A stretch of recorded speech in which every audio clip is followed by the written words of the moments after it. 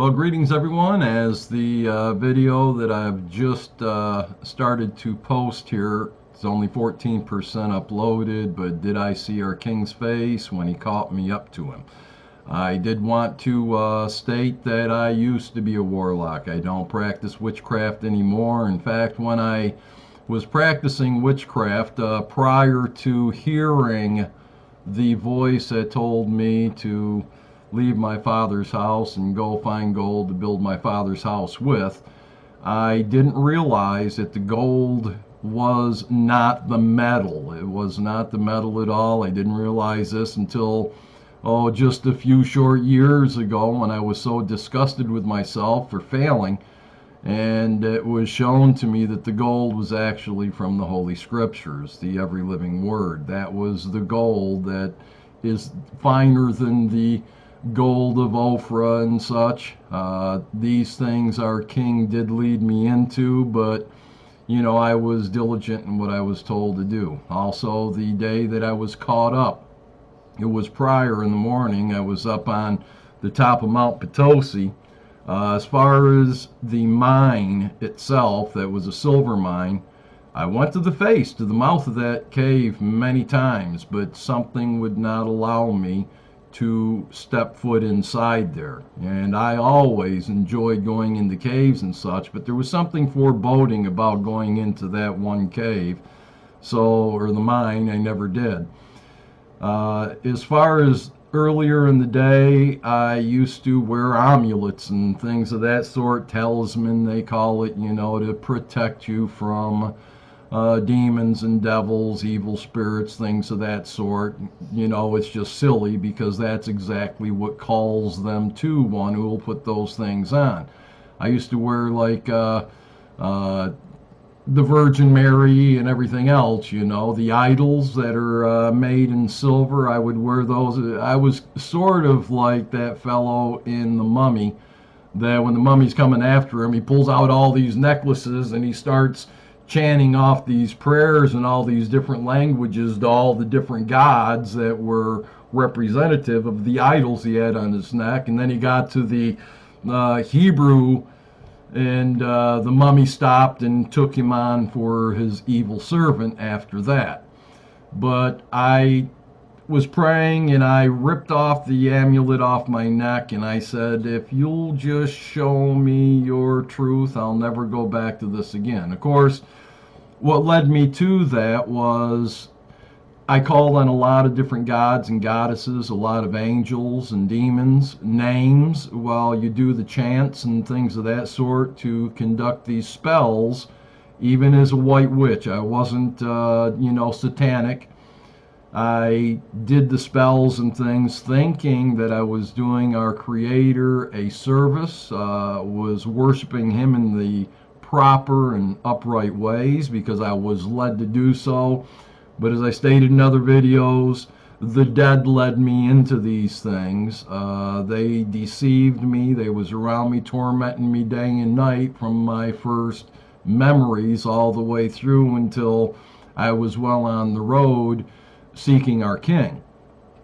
But anyway, I had taken those names. It opened my eyes one day. Our King opened my eyes to show me I was actually calling on the dead to bring forth these desired effects from the spells and things that I cast. So in my ultimate wisdom, being chief of sinners, what I did was I started, instead of calling on their names, I put in Lord and God and Jesus Christ into my spells, and the power grew 10 times greater.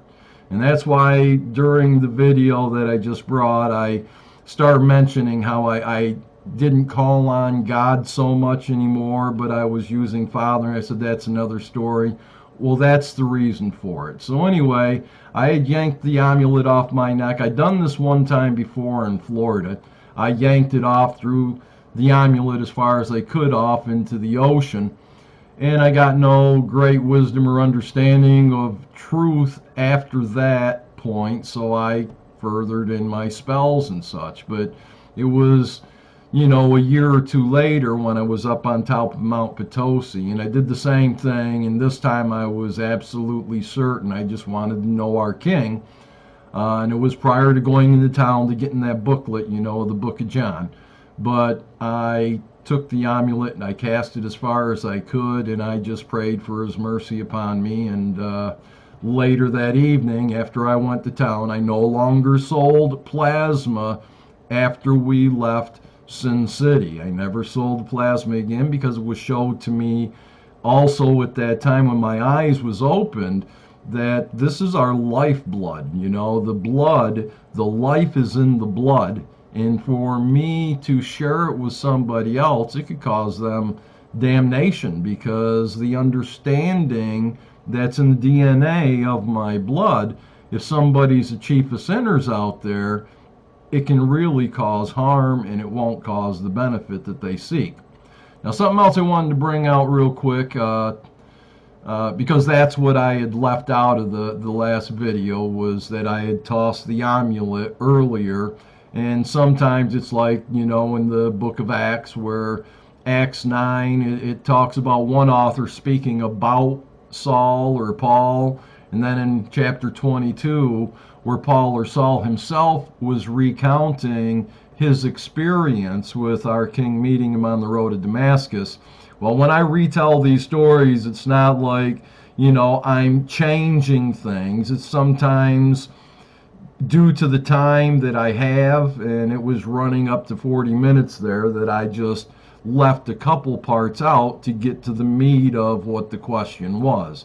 And there were other things that were left out of there too, like when I first came to understand, when I had peace ministries and I talked about those I was healing.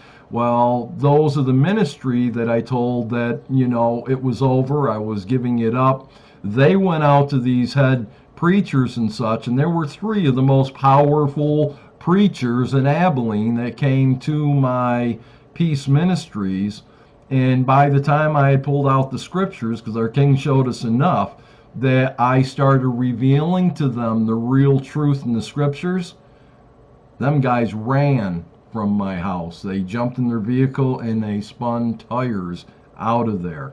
A few things like that I did neglect to bring out, but it wasn't because I wanted to. It just didn't come to mind at the time. Now, what does come to mind is today is Pentecost. And I highly recommend that you get onto YouTube here, put up here Book of John movie, and it'll bring you up to this movie. It's 3 hours, 3 minutes, and 9 seconds long. This here is where this fella here is acting as if he's our King. Excellent depiction of the Book of John. It's word by word of a certain version out there of the Book of John. So I do highly recommend that today, since it is Pentecost, you're not supposed to be buying or selling or, doing things of that sort. We should be in prayer and such.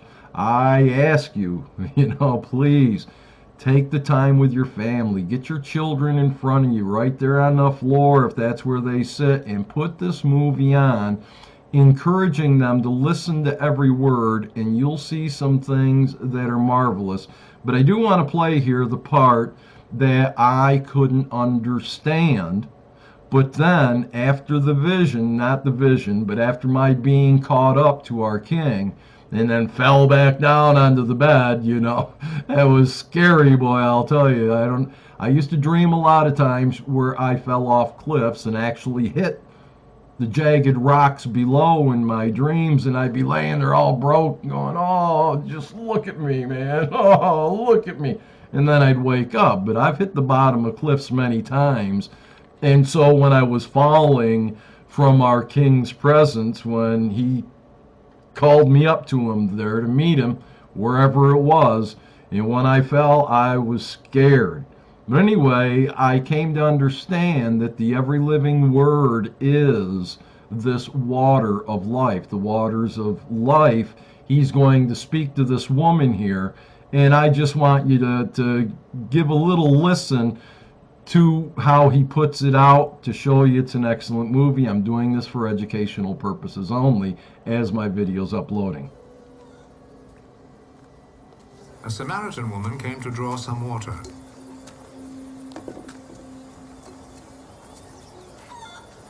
Give me a drink of water. His disciples had gone into town to buy food. You're a Jew and I'm a Samaritan. See the seats? So how can you ask me for a drink?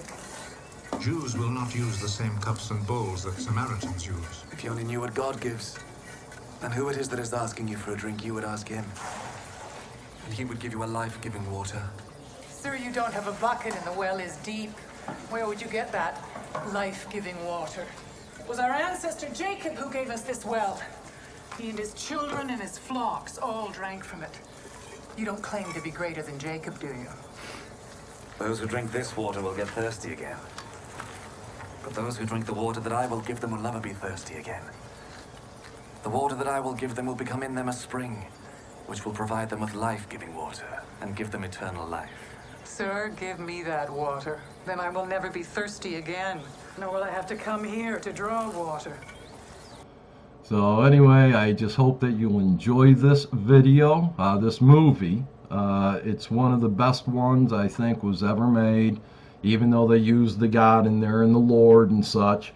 But it even explains in John 17, it doesn't use the proper name so much, but it shows that he revealed, the narrative will show that he manifested our Father's true name to his disciples there in Yahchanan or John chapter 17. But anyway, there's so many things that you'll pick up on in this movie. It's very marvelous, something that you might want to do here on the day of Pentecost, to remember our King by and hopefully to use as a tool to walk even closer with our King. With that, my friends, I love you all. Let's enjoy this day of Pentecost. Don't forget to pray for one another and to cry out for judgment. Shalom.